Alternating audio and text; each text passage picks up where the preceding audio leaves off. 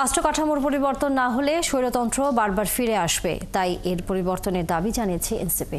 আর নতুন বাংলাদেশে ফ্যাসিবাদী শাসন যেন ফিরে না আসে সেই আহ্বান জানিয়েছেন ঐক্যমত্য কমিশনের সহসভাপতি আলী রিয়াজ।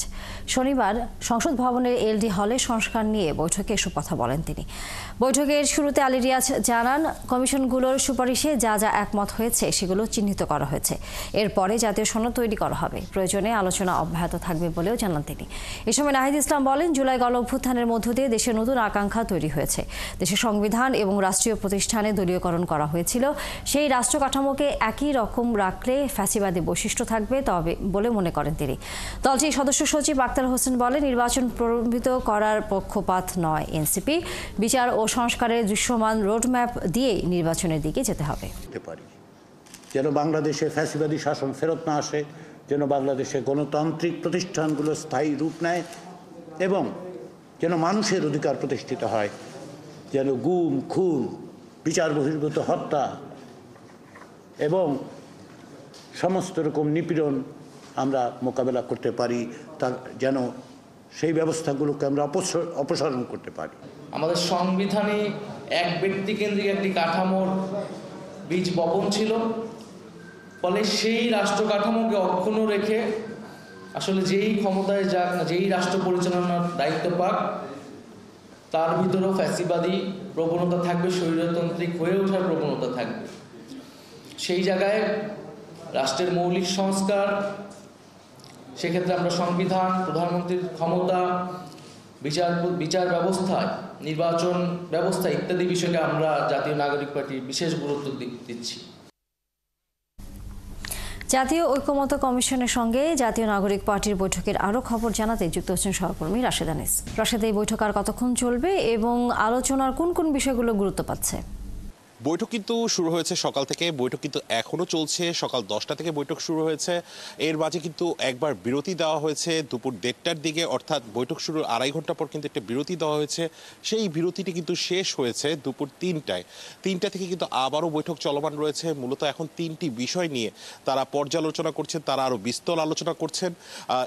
ধারণা করা হচ্ছে যে বিকেল 5:30 নাগাদ তাদের এই যে বৈঠক ঐক্যমত্য কমিশনের সাথে সেটি শেষ হতে পারে।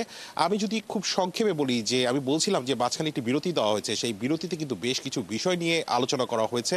তারা এখন পর্যন্ত সকাল থেকে যে বিষয়গুলো নিয়ে আলোচনা করেছেন সেই বিষয়গুলো কিন্তু তুলে ধরেছেন। তারা বলছেন যে 166টি বিষয়ের মাঝে 129টি বিষয়ে তারা একমত হয়েছেন এবং সংবিধান পুনর্লিখন, ক্ষমতা হস্তান্তর প্রক্রিয়া শান্তিপূর্ণ করা এবং নাগরিকের নিরাপত্তাকে, আপনি যেটি জানতে চাচ্ছিলেন, সেটিকে কিন্তু সবচেয়ে বেশি গুরুত্ব দেওয়া হয়েছে। এই বিষয়টি কিন্তু বিরতির সময় এসে বলেছেন জাতীয় নাগরিক পার্টির দক্ষিণাঞ্চলের মুখ্য সমন্বয়ক যিনি আছেন হাসনাত আবদুল্লাহ, তিনি কিন্তু এই বিষয়টি আমাদেরকে নিশ্চিত করেছেন। এবং প্রশ্ন করা হয়েছিল যে অন্যান্য যে রাজনৈতিক দলগুলো রয়েছে তারা কিন্তু নির্বাচন চান, খুব শীঘ্রই নির্বাচন চান, ডিসেম্বর থেকে জুনের মাঝেই আসলে তারা নির্বাচন চান। জামাত ইসলামী যেমন তাদের বলে দিয়েছেন যে রোজার ঈদের পরপরই তারা নির্বাচন চান। তাদের অবস্থানটা কি সেই বিষয়টি নিয়ে কিন্তু আক্তার হোসেন তিনি কিন্তু বিস্তর ব্যাখ্যা করেছেন যে এনসিপি চায় যে অন্তর্বর্তী সরকার যে এজেন্ডা বাস্তবায়নের জন্য নিয়োগ পেয়েছেন সেই এজেন্ডা বাস্তবায়নের আগে তারা নির্বাচন সেভাবে চান না, কিন্তু তারা চান না যে নির্বাচন দেরি হোক, সেটিও কিন্তু তারা চান না। তাদের শুধুমাত্র দুটি বিষয়ে প্রতি গুরুত্ব দিয়েছেন, বিচার এবং সংস্কারের দৃশ্যমান রোডম্যাপ দিয়েই নির্বাচনের দিকে যেতে হবে। এই বিষয়টি কিন্তু তারা নিশ্চিত করেছেন যে এই দুটি বিষয়ে মাথায় রেখে কিন্তু নির্বাচনের দিকে যেতে হবে। এবং নানাবিধ বিষয় নিয়ে কিন্তু আসলে কথোপকথন হয়েছে এখানে। আমি যেমনটি বলছিলাম যে 70-এর যে সংবিধান রয়েছে, 70-এর যে অনুচ্ছেদ রয়েছে সংবিধানের, সেই 70-এর অনুচ্ছেদের ক্ষেত্রে কিন্তু দুটি বিষয় তারা বলছেন, যে একটি হচ্ছে অর্থ বিল এবং আরেকটি হচ্ছে সরকারের প্রতি অনাস্থা। এই দুটি বিষয় বাদে অন্যান্য যে কোনো বিষয়ে কিন্তু মন্তব্য করতে পারবেন সংসদ সদস্য। এই বিষয়টি এটি তারা সংস্কার চান এবং এটি নিয়ে বিস্তর আলোচনা হয়েছে। এর বাইরে তারা যাতে খুব সুন্দরভাবে ক্ষমতা হস্তান্তর করতে পারেন তানিয়া, সেই বিষয়টি নিয়ে কিন্তু বলেছেন 1/11 পুনরাবৃত্তি তারা দেখতে চান না, তারা একটি নির্বাচনকালীন অন্তর্বর্তী সরকার চান। সেটি বলেছেন। পুলিশ সংস্কার কমিশনের রিপোর্ট এখনও জমা হয়নি, সেটি নিয়ে কেন জমা হয়নি সেই বিষয় নিয়ে আলোচনা হয়েছে। আর যে বিষয়গুলো খুবই বেশি গুরুত্ব পেয়েছে সকালের আলোচনায়, সেটি হচ্ছে 3টি বিষয়। তারা বলছেন যে protection of citizen, peaceful transaction of power এবং 70 অনুচ্ছেদের সংস্কার। এই 3টি বিষয়কে কিন্তু তারা সর্বাধিক ধন্যবাদ রাশেদা নেস। নিশ্চয়ই আমরা ফিরবো আবারও বৈঠকের খবর জানবার জন্য।